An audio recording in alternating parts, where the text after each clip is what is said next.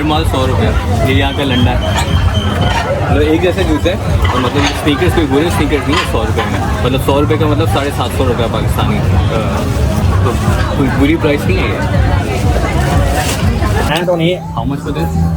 ลดเหลืออยู่580 บาทนะครับตัวนี้ขึ้นเคสที่ดิว अगर हम business point of view से देखें तो ये एक अच्छा ऑप्शन है कि हम जहाँ पे भी घूमने जाते हैं या अगर हमारा कहीं पे भी विज़िट हो रहा है किसी बाहर के मुल्क में या पाकिस्तान के अंदर ही किसी और शहर में, तो हम वहाँ से कोई माल ख़रीदें और अपने शहर में लाके बेच दें। ये जो प्राइस का डिफरेंस होता है ये हमें अच्छा खासा फ़ायदा पहुँचा सकता है। एक अच्छा कारोबारी इंसान वही होता है जो हमेशा अपॉर्चुनिटीज़ की तलाश में रहता है, मौक़ों की तलाश में रहता है।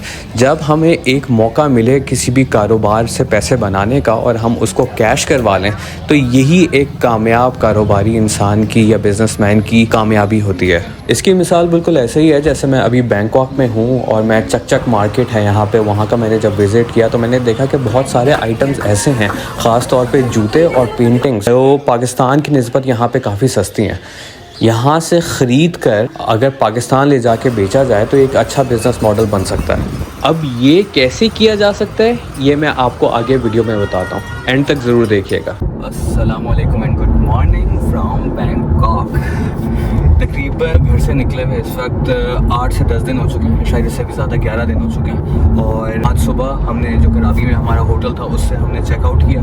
चेकआउट में हमने यही था कि हमने सारा अपना सामान समेटा, चाबी वापस की, ग्रैब जो यहाँ की ऑनलाइन टैक्सी सर्विस है वो मंगवाई और एयरपोर्ट पहुँच गए। तो हमें लग रहा था सुबह क्योंकि जल्दी है थोड़ा, तकरीबन हमने 8 बजे मंगवाई थी और 9 बजे हमारी फ़्लाइट थी, तो हमें लग रहा था कि रास्ते में रश ना हो और पता नहीं ग्रैब मिलेगी नहीं मिलेगी। लेकिन शुक्र है एक तो वीकेंड था, इस वजह से भी सड़कों पर रश था वो बहुत कम था, और जो ग्रैब थी वो भी मतलब 2-4 मिनट के अंदर अंदर आ गई। तो बस उसमें बैठे एयरपोर्ट आए। एयरपोर्ट पे पहुँचते पहुँचते तकरीबन 40 मिनट लग गए थे, तकरीबन मेरे ख्याल 20-25 मिनट रह गए थे फ़्लाइट को उड़ान भरने में। तो जल्दी जल्दी बोर्डिंग दी, बोर्डिंग लेने के बाद चेक इन किया, उसके बाद जहाज़ में बैठ गए। जहाज़ की जो फ़्लाइट थी वो एयर एशिया की थी। एयर एशिया एक मीडियोकर सी एयरलाइन है जो मतलब इन्हीं रीजन्स में उड़ रही होती है ज़्यादातर। हमारे यहाँ पहले एक एरो एशिया होती थी, ये वो वाली एरो एशिया नहीं है मेरा ख्याल है, ये एयर एशिया है, ये डिफरेंट है। सुबह निकलते हुए हमारा नाश्ता, हमने बहुत एक छोटा सा नाश्ता किया था क्योंकि हमें पता नहीं था कि हम जब निकल रहे होंगे उस वक्त वो होटल वालों का नाश्ता लगा होगा या नहीं लगा होगा, लेकिन उन्होंने लगा दिया था तो हमने थोड़ा सा नाश्ता वहाँ किया। उसके बाद हमने मील अपना बुक करवाया हुआ था यहाँ पे एयरलाइन के अंदर फ़्लाइट में, तो वो मुझे मिले थे एक चावल थे और उसके साथ एक चिकन का सालन था। अभी तकरीबन 1.5 घंटे की फ़्लाइट थी और वो जल्दी पहुँच गई, और जल्दी पहुँचने के बाद उन्होंने ऑफ बोर्ड भी जल्दी कर दिया, तो ये एक अच्छी चीज़ थी एयर एशिया की। तो अभी बैंकॉक में हमने एयरपोर्ट से अपने होटल जाने के लिए टैक्सी करवा लिया और अभी बैठे हुए हैं टैक्सी में। ये हुई ग्रैब टैक्सी सर्विस है।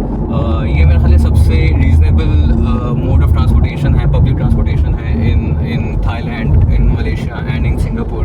क्योंकि बाकी अगर आप यहाँ की मेट्रोज़ में या यहाँ की लोकल बसेस में ट्रैवल करेंगे, एक तो वो रुक के जाएंगे, टाइम बहुत लगेगा, ऑल दो के पैसे कम होंगे, लेकिन आप आज जब इतना थके हुए आए हैं तो और अपने सामान के साथ कहाँ ले लेके घूमेंगे और कभी सीट मिलेगी कभी नहीं मिलेगी। इसके अलावा जो एयरपोर्ट में अपनी टैक्सी सर्विस होती है हर जगह की तरह वो इतनी एक्सपेंसिव होती है कि उसको ना ही लिया जाए तो बेहतर है। तो एक grab is like better option. ये होटल की 2 दिन पहले ही बुक करवाया था क्योंकि इससे पहले हमारी डेट कंफर्म नहीं थी कि हम बैंकॉक किस तारीख को पहुँचेंगे। ये बुसान रोड है उसके पास है। आई होप कि एक अच्छा होगा होटल। अभी तक जितने होटल्स हमने लिए हैं वो सारे अच्छे थे। थोड़े मलेशिया और सिंगापुर वाले जो होटल्स थे उनके एक्सपीरियंसेस इतने अच्छे नहीं थे, बाकी जितने थाईलैंड में लिए थे वो प्राइस के हिसाब से भी अच्छे थे और सर्विस के हिसाब से भी, और उनका जो फैसिलिटीज़ थी और ओवरऑल उनका जो कमरे थे और जो लॉबीज़ थी, जो उनका स्टाफ था वो सारे अच्छे थे। तो अब देखते हैं, यहाँ पे चेक इन करते हैं और फिर मुलाकात करते हैं।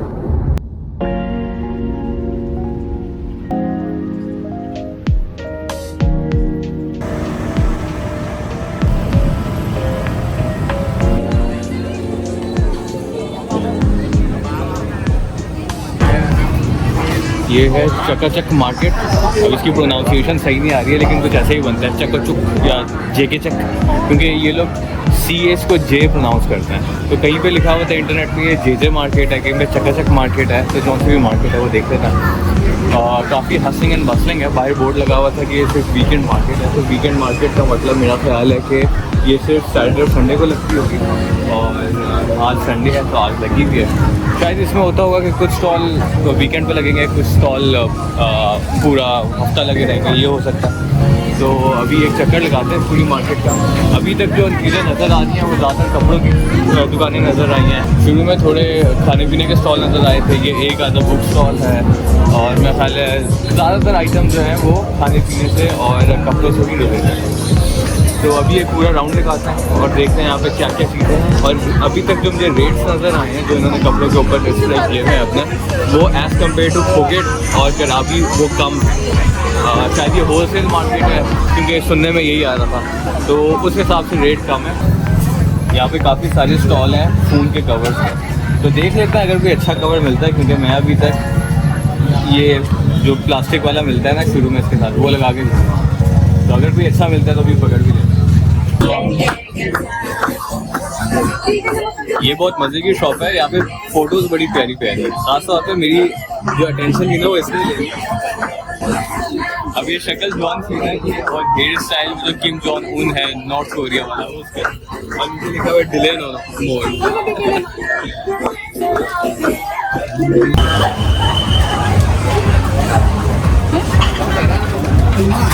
हर माल 100 रुपये, ये यहाँ का लंडा है। मतलब एक जैसे जूते हैं और मतलब स्नीकर्स कोई बुरे स्नीकर्स नहीं है 100 रुपये में, मतलब 100 रुपये का मतलब 750 रुपये पाकिस्तानी, तो कोई बुरी प्राइस नहीं है ये।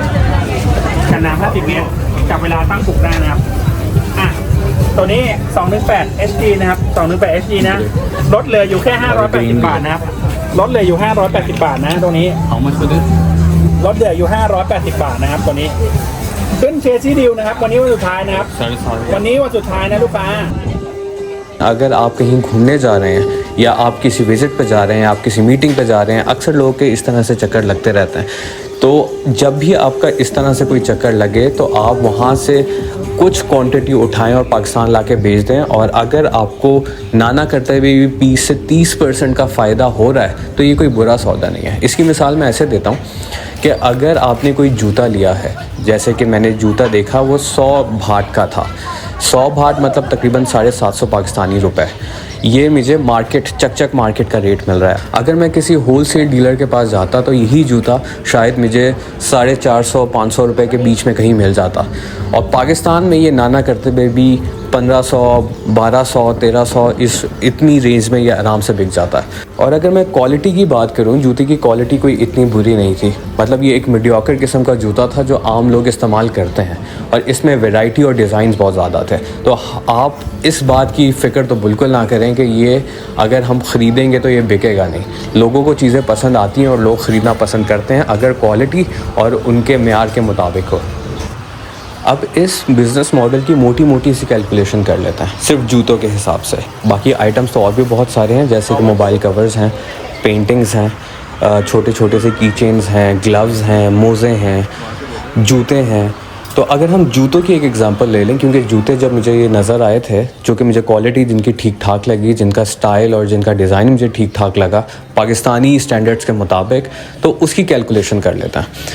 पाकिस्तानी जूता जो एक स्नीकर होता है बहुत ही मीडियोकर किस्म का, जो हम आम इस्तेमाल में घर में या अपने काम में या कहीं पे भी पहनते हैं, वो तकरीबन 1200 से 1500 की रेंज में होता है। अगर हम कम से कम कीमत भी इमेजिन करें तो 1200 रुपये इसकी एक कम से कम वैल्यू है, जो किसी भी रेडी वाले के पास या किसी जो भी पठान हमारे भाई बेच रहे होते हैं वो 1200 रुपये से 1500 रुपये तक की कीमत लगा के इसको बेच रहे होते हैं।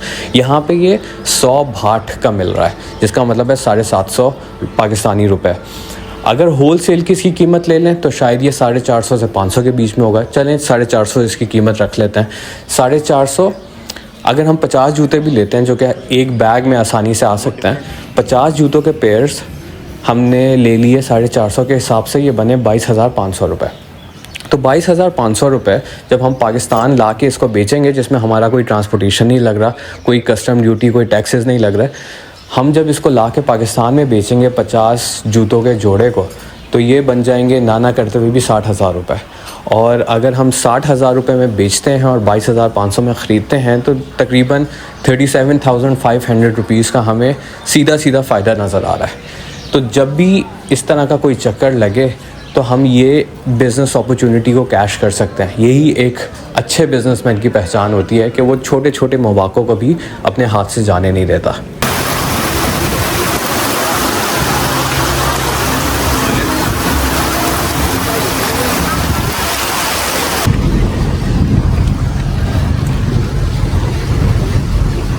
मार्केट घूम रहे थे और बीच में बड़ी ज़ोर की बारिश हो गई है और पूरी जो मार्केट थी वो पानी पानी पानी पानी, मतलब इतना बुरा हाल तो शायद राजा बाजार में भी नहीं होता होगा जितना वहाँ की छोटी छोटी गलियों में हो गया था। खैर वहाँ से भी निकले और हमने कहा शाम को बर्बाद नहीं करते, वापस होटल जाके क्या करेंगे। तो अभी एक मॉल है पैरागॉन, साइम पैरागॉन मॉल, तो वहाँ जाके देखते हैं क्या हालात हैं। वहाँ अगर कोई शॉपिंग वॉपिंग का कोई सीन बनता है, कोई अच्छी चीज़ें लगती हैं तो लेते हैं। बाकी ये जो इस तरह की ओपन मार्केट थी, मज़े की जगह थी, अच्छी वाइब थी, अच्छा वैरायटी थी वहाँ पे और प्राइसेस भी नॉर्मल थी। तो खैर अभी तो बारिश की वजह से उसका सीन बैड हो गया। अब मॉल में चल के देखते हैं, एक तो भूख भी लग रही है, कुछ खाएंगे पियेंगे और इसके अलावा मॉल घूमेंगे। फिर देखते हैं कि वापसी पे बारिश रुकती है नहीं रुकती है या क्या मामला होता है। ये मॉल है, तो मॉल जैसे सारे मॉल होते हैं वैसे ही है।